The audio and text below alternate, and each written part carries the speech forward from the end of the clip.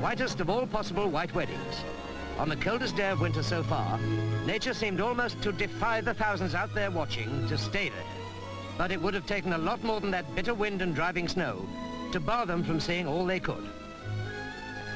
Stage and screen were represented.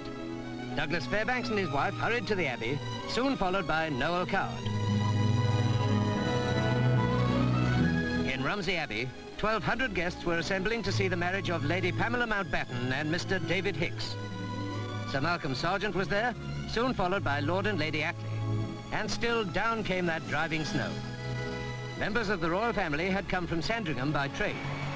The Duke of Edinburgh arrived with Prince Charles, and then turned his attention to a very young person indeed, 5-year-old Princess Frederica of Hanover. Next arrival to battle against the weather was the bride's father, Earl Mountbatten. Perhaps just a little harassed, as any father of a bride is entitled to be on such a day. All that Lady Pamela could possibly do was to seek the shelter of the Abbey without delay. While the thousands waited outside, she and Mr. David Hicks became man and wife. In the porch, they posed for the pictures millions wanted to see. In that weather, women had to be very close to take in the superb gown.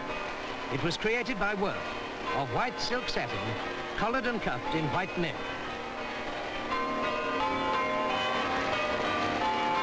What bad luck for onlookers that the wedding party had to rush away to Broadlands. But this was no day for standing about. Everyone admired the assurance of Princess Anne, a bridesmaid for the first time at the age of 9. How exciting it all was for her and the other young people to be so very much in the limelight, though even they, no less than the spectators, must have wished if only it hadn't been snowing. Prince Charles was very much a young man in long trousers. It was certainly no day for bare knees. Next to draw cheers were the Queen Mother and Princess Margaret.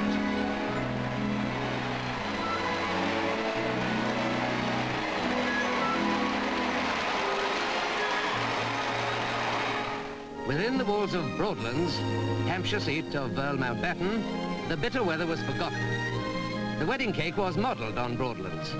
Then the toast was the happy couple, with the Queen's children well to the fore in drinking it. If only circumstances had not prevented the Queen herself being present.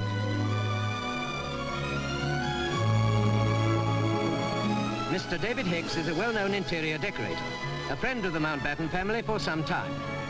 Princess Alexandra and others of the family party now took their places in the wedding group.